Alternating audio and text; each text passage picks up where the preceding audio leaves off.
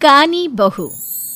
किशोरी लाल जी के बेटे राघव की शादी की बात जगह जगह चल रही थी, लेकिन किशोरी लाल जी को कोई लड़की पसंद ही नहीं आती थी। और उसकी एक ही वजह थी, किशोरी लाल जी का लालची होना। उनको लड़की वालों से मोटा दहेज चाहिए था और इसी चक्कर में एक दिन वो एक बहुत पैसे वाले के घर अपने बेटे का रिश्ता लेकर पहुंचे। उस आदमी का नाम था ओम प्रकाश। देखे किशोरी लाल जी, मेरी एक ही बेटी है और मेरी सारी संपत्ति जायदाद सब कुछ मेरी बेटी नैना का ही है। पापा, नाम से लगता है बहुत खूबसूरत होगी। कितना अच्छा नाम है ना, नैना। ओ, वैसे बात तो सही है आपकी। अब इतना पैसा है, जमीन जायदाद है, इकलौती बेटी, आप भी क्या करेंगे? सब कुछ उसे ही देंगे ना। बिल्कुल ठीक पहचाना आपने। बस बेटी की शादी और सारी जायदाद उसके नाम। पापा, बिना देखे हाँ कर दीजिए ना। इतना अच्छा रिश्ता फिर कहाँ मिलेगा? माला माल हो जाएंगे हम। मैं अपनी बेटी को बुलाता हूँ। अरे नहीं नहीं नहीं नहीं, आपकी बेटी का नाम नैना है, सुनकर ही लगता है बहुत सुंदर होगी।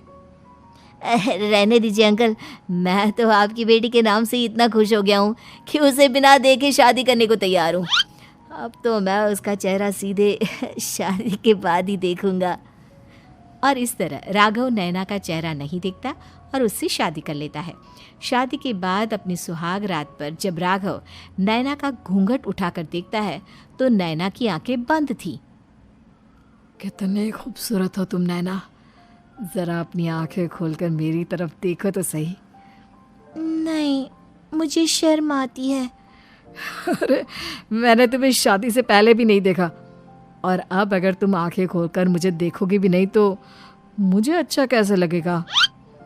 इससे पहले कि नैना अपनी आंखें खोलकर राघव की तरफ देखती, अचानक से लाइट चली गई और राघव नैना को पूरी तरह से देख भी नहीं पाया। अगली सुबह नैना राघव के लिए नाश्ता बनाकर लेकर आई। अरे ये क्या, आधा पराठा सेका हुआ है और आधा बिल्कुल कच्चा। ये तुमने क्या किया नैना? बहू, तुमने क्या आधा पराठा तवे से नीचे लटका कर रखा था, जो आधा सेका है और आधा कच्चा? मुझे जितना दिखेगा उतना ही तो सीखूंगी ना पापा जी। जहाँ जहाँ मुझे नजर आ रहा था वहाँ मैंने सीख लिया, और जहाँ जहाँ नहीं दिखा वहाँ कच्चा रह गया होगा। इसका क्या मतलब है? ये कैसा मजाक कर रही है तुम? अरे बहू, तुमने इतना लंबा घूंघट क्यों लगाया हुआ है?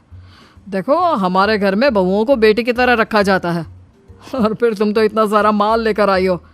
देखो, ये घूंघट डालकर रखने की कोई ज़रूरत नहीं है। हाँ नैना, पापा जी ठीक कह रहे हैं, तुम तो आराम से रहो, अपना ही घर समझो। नैना अचानक से अपना घूंघट उठा लेती है। अरे ये क्या पापा, नैना की तो एक आंख फूटी हुई है। नाम से नैना, लेकिन ये तो कानी बहू निकली। मेरे साथ धोखा हुआ है, धोखा। बिना दिखाए अपनी कानी लड़की मेरे संग ब्याह दी। मुझे कानी बीवी नहीं चाहिए। मुझे अभी ओम प्रकाश जी से बात करनी पड़ेगी। आखिर उन्होंने मेरे साथ ऐसा किया क्यों? अरे, आप लोगों ने ही तो पापा से कहा था कि आप लोग शादी से पहले मुझे देखना नहीं चाहते। अब मेरे पापा पर क्यों इल्जाम लगा रहे हैं? अरे लेकिन उन्हें बताना तो चाहिए था ना कि तुम कानी हो, एक आंख से तुम्हें दिखाई नहीं देता। किशोरी लाल और राघव नाराज होकर ओम प्रकाश को अपने घर बुलाते हैं। पापा जी, ये आपने क्या किया? शादी से पहले बताया क्यों नहीं कि नैना की आंखों में परेशानी है? अरे, आप ही ने तो लड़की देखने से मना कर दिया था। अरे लेकिन आप बता तो सकते थे। आपको तो हमारी बेटी की प्रॉपर्टी चाहिए थी, वो भी पूरी की पूरी। अब क्या हुआ अगर उसे आधा दिखाई देता है?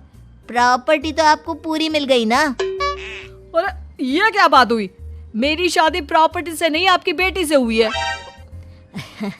अब ये तो पहले सोचना चाहिए था, तब तो मेरी प्रॉपर्टी देखकर तुम्हारी जुबान लप लप आ रही थी। लेकिन मैं कानी लड़की को अपनी बीवी बनाकर नहीं रख सकता। पापा, कुछ करिए ना आप। हाँ, करता हूँ।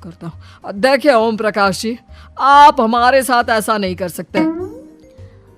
और तुम देखो, अगर तुमने मेरी बेटी से शादी तोड़ी ना, तो जो भी प्रॉपर्टी मैंने तुम्हें दी है वो तो पूरी की पूरी वापस ले ही लूँगा, और आधी प्रॉपर्टी तुम्हारी भी लूँगा। अरे मेरी आधी प्रॉपर्टी भला क्यों लेंगे आप? इसलिए क्योंकि मेरी बेटी को आधा नज़र आता है और उसकी नज़र अभी तक तुम्हारी आधी जायदाद पर ही पड़ी है। अब तुम उसे घर से निकालोगे तो कुछ तो लेकर जाएगी ना। और अगर हम आपकी बेटी को अपने घर की बहू बना कर रखे तो? तो तुम्हारी पूरी प्रॉपर्टी तुम्हारी ही रहेगी, और जो मैंने तुम्हें दिया है ना, उसमें से बस मैं आधा लेकर जाऊंगा। अरे लेकिन अब आप अपनी दी हुई प्रॉपर्टी में से आधी वापस क्यों लेकर जाएंगे? अगर मैं आपकी बेटी को अपनी पत्नी बनाकर रखने को तैयार हूं तो? इसलिए ताकि भविष्य में अगर तुम मेरी बेटी को धोखा दो तो उसके पास कुछ तो रहे जो पति का हो। वैसे मेरे पास तो बहुत कुछ है, लेकिन अपने पति की कोई निशानी तो उसके पास होनी चाहिए ना। अब अगर तुमने मेरी बेटी को कानी कहा तो तुम्हें प्रॉपर्टी भी कानी ही मिलेगी, पूरी नहीं। जमाए राजा। किशोरी लाल और राघव समझ चुके थे कि वो बुरी तरह फंस चुके हैं और अब उनके पास वहां से निकलने का कोई चारा नहीं है। अब समझ में आया ना, लालच बुरी बला होती है। एक तो तुम्हें प्रॉपर्टी मिली, ऊपर से बीवी मिली, उसमें तुम्हें नखरे भी दिखाने हैं। आए बड़े, चुपचाप बैठो दोनों। कुछ दिनों के बाद नैना राघव की कार लेकर बाजार घूमने निकलती है और जब कार लेकर वापस आती है, ये क्या? एक तरफ से मेरी गाड़ी पूरी खराब हो चुकी है। लगता है तुमने मेरी गाड़ी को किसी दूसरी गाड़ी के साथ एक्सीडेंट किया है। अरे अरे कितना बड़ा नुकसान कर दिया तुमने बहू। वो क्या है ना पापा जी, मुझे एक आंख से दिखाई नहीं दे रहा था, सामने से गाड़ी आ रही थी। मुझे तो सिर्फ आधा ही दिखाई दिया और वो गाड़ी मेरी कार से रगड़ते हुए निकल गई। अब मैं क्या करूं बताओ? आप इसे ठीक कराने के पैसे कौन देगा? तुम्हारे पापा। तुमने मुझसे इस तरह से बात की? अभी रुको। नैना राघव की शिकायत ओम प्रकाश को कर देती है। देखो राघव, अब जो मेरी आधी प्रॉपर्टी तुम्हारे पास थी ना, उसमें से आधी और मैं लेकर जाऊंगा, क्योंकि तुमने मेरी बेटी को डांटा। अरे नहीं नहीं पापा जी, गलती हो गई, माफ कर दो। गलती की तो कोई गुंजाइश ही नहीं। अगली बार मेरी बेटी को डांटा तो बची हुई आधी में से आधी और ले जाऊंगा। लालच के चक्कर में हम दोनों ने बहुत बड़ी गलती कर दी बेटा। एक तो तुम्हें कानी बहू मिली और ऊपर से जो माल मिला वो भी काना। इस तरह राघव की हर एक गलती पर ओम प्रकाश उसकी प्रॉपर्टी का आधा आधा हिस्सा लेकर अपना सारा माल वापस ले गया और राघव को कानी बीवी से काम चलाना पड़ा। भाई लालच वाकई में बुरी बला है।